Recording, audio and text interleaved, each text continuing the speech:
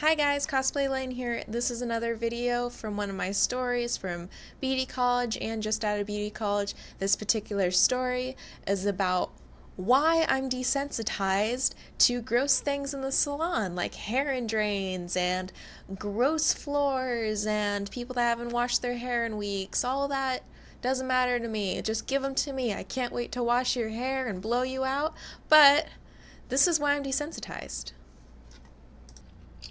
So going on to this next story, I just wanted to warn people before I start talking about this that this story is definitely not for anyone that's eating currently or has a weak stomach. It is extremely gross. I tell this story to people to kind of remind them why I am desensitized to hair and drains, why I'm desensitized to unwashed hair, and why I'm desensitized to, in general, any sort of grossness when it comes to cleaning a salon.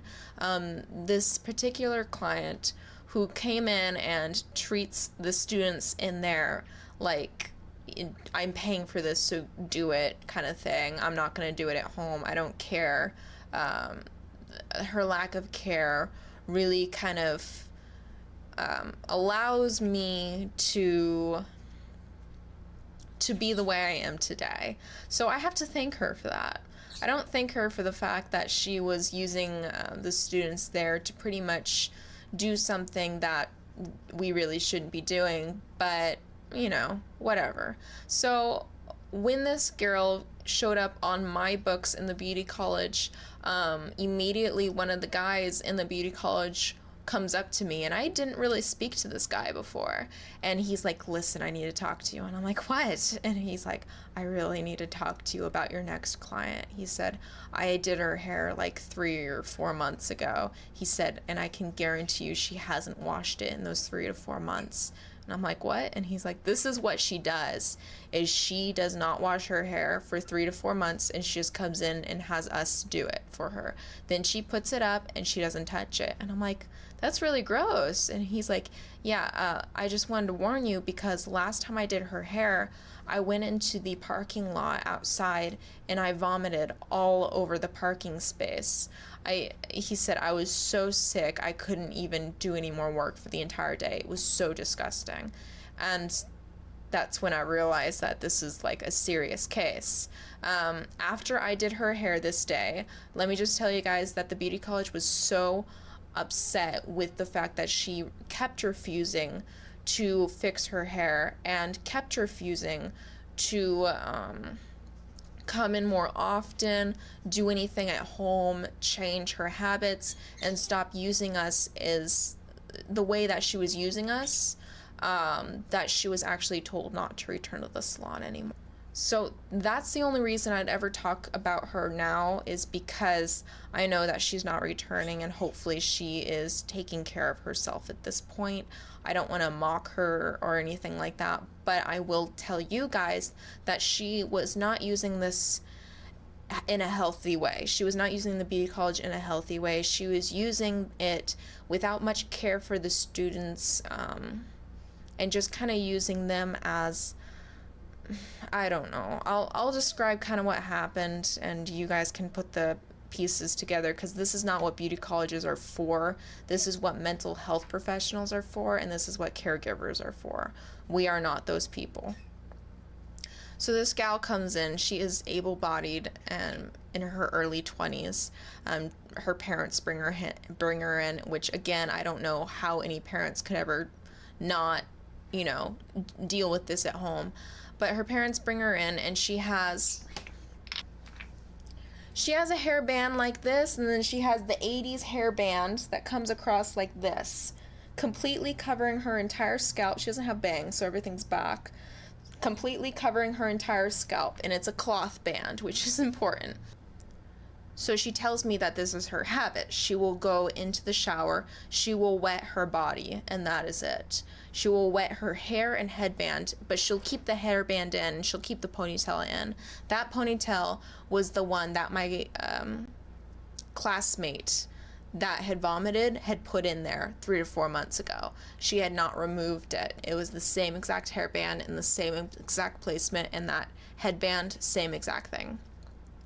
So I removed the headband at the shampoo bowl because she's paying for it to have her hair washed, blow dried, and flat ironed. So when I removed the band, scales of skin started to slough off.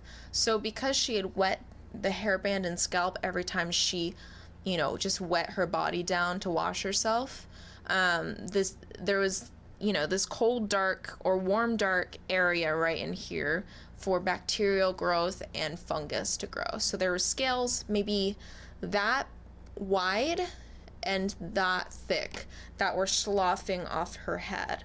And I went to shampoo, and okay, you guys know you lose about 100 hairs a day, but if you don't have your hair down for 3 to 4 months, that's 3 to 4 months times 100 hairs a day. That's a lot of hair. So I actually had to stop mid-shampoo and mid-rinsing of the shampoo to remove the hairball that had clogged the drain because the water wasn't draining anymore. And it was a ball about the size of a tennis ball or a softball. It was extremely large. I was looking at it. I thought, is this healthy? Is this healthy? Is this healthy? So I picked it up and put it in the trash can. I came back and I started to massage into her scalp to actually start to remove these flakes and scales of skin, and I'm actually running my thumbs through it like this, and the scales are lifting up over my thumbs and sloughing off into my hands, and I'm just digging down, waiting until I hit scalp, like her actual healthy scalp, and off of these scales. And I rinse, and then I shampoo, remove another hairball, rinse, shampoo, remove another hairball, rinse, shampoo, remove another hairball. I had shampooed her multiple times. It was taking me a very long time to wash her scalp, but every single time I had to do that to try to, again, remove the scales. So every time I'd rinse, some scales would come off, some scales wouldn't, and there's still scales stuck in there. So guys, I had shampooed her for at least 45 minutes to an hour. My arms were killing me. My hands were pruny. I scrubbed her scalp so much it needed. There was still flakes, but it looked more like someone that hadn't washed their scalp in maybe 2 weeks versus someone that hadn't washed their scalp in months. So finally, the teachers were just like, "You're done," and I'm just like, "You're done." So we bring her back to my station to blow dry and flat iron her hair. And even though I had shampooed her so many times, the odor when I started to blow dry was prevalent. Now the room for the beauty college was enormous. It's a massive open room with a lot of air to come through. That way we can do perms and relaxers without there being any health issues. So as I'm blow drying, all the students actually get up, and all the clients actually get up, and they move into the freshman classroom. I am not even kidding you guys. The entire pretty much room had to evacuate because people were dry heaving. The smell was absolutely out of this world.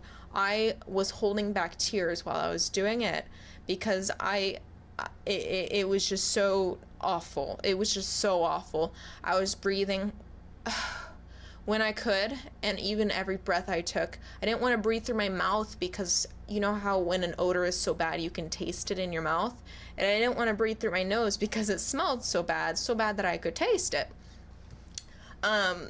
My teacher came through and she tried to make it a little bit better by spraying the air around us just to try to get any sort of freshness, and so it just kind of smelled like burning fungus and burning scalp human oil mixed with a little bit of daffodil and a little bit of lavender. It was awful. And after I blow dried her completely dry, I went in with the flat iron, and the flat iron just made things even more awful. Even though there was maybe 50 other clients getting their hair done, they actually had to stop and either go into the freshman class, which was too small to accommodate all of them, and some of them had to wait outside until we were done flat ironing. Well, I was the only one working on her, so until I was done flat ironing.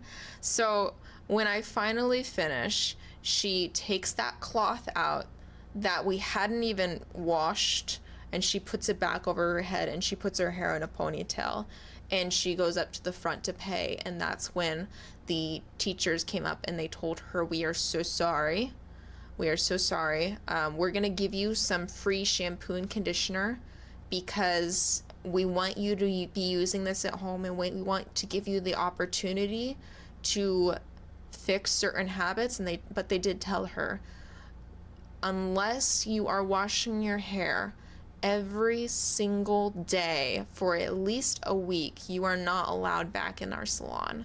And we did never see her again. She chose not to. I mean, she stood there and she's like, maybe I'll make a change. She's like, but that's what you guys are here for. And we told her, no, that's not what we're here for. Caregivers can help you if you are having the inability to wash your own hair. So that's kind of what happened, and that's probably why I am desensitized to gross things in the salon today, is because of her. Which, you know, whatever, that's fine.